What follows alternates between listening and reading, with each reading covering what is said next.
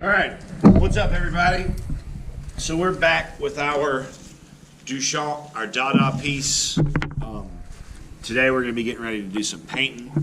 So we got to make sure we have all the things we need. I have my water cup for cleaning my brush. I have a paper towel for getting extra paint or water off my brush. I have my palette. Now this is how our palettes are going to start for this piece. We're going to have our 3 colors from our primary triad: red, blue, yellow, plus white. Now the white is there so that we can make tints.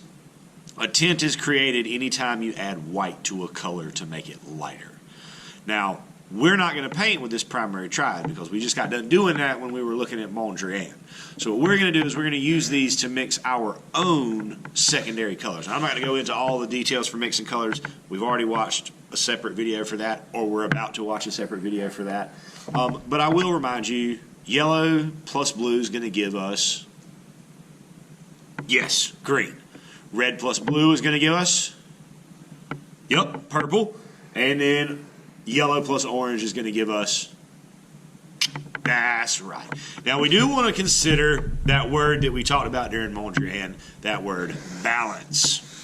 So that when we add a color somewhere, we're consistently moving around the page and adding more of that color. So I'm going to move some yellow over here. I think I'm going to start by mixing up a little bit of orange. Now when you mix oranges, you want to be really gentle. Go easy with the red because a little bit of that red will go a long way towards giving us the color we want. Need a little bit more yellow in that. That's getting to a good orange. So I'm going to go ahead and throw some of that orange right here. And then I'm going to come somewhere else on my page. I'm going to come over here. Put some right there. Now, we're not using watercolors for this. We're using tempera paint, which is a little bit thicker. The color is usually going to be a little bit darker than with a watercolor.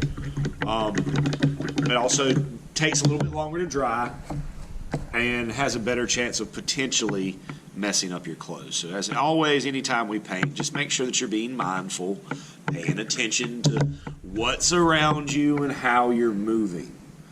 Get some red in there. So that's going to start with a really dark purple, but I think I want a little bit of a lighter purple than that. So I'm going to tint that a little bit by adding some white to my mix.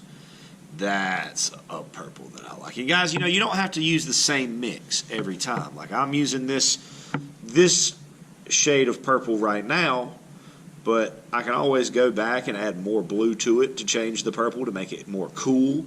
I can add more red to it to make it more warm. I can add more white to it to make it lighter.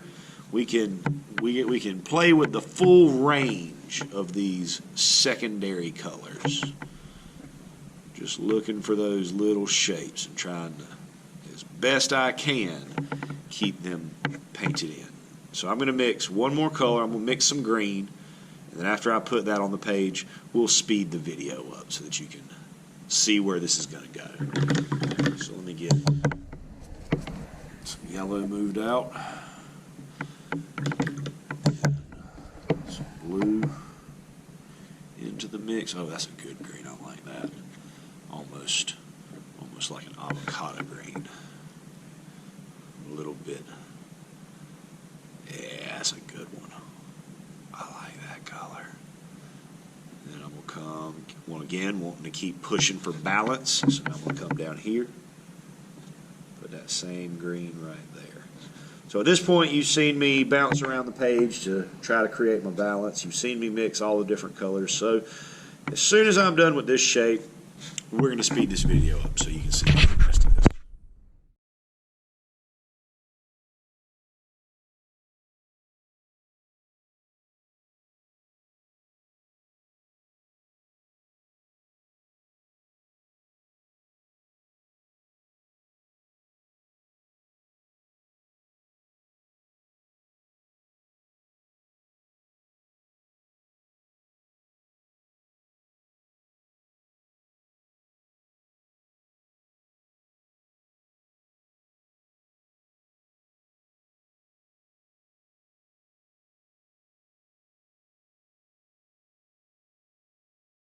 So the last step you're seeing me do right here with the black, this is optional. Some of you will do this, some of you might not.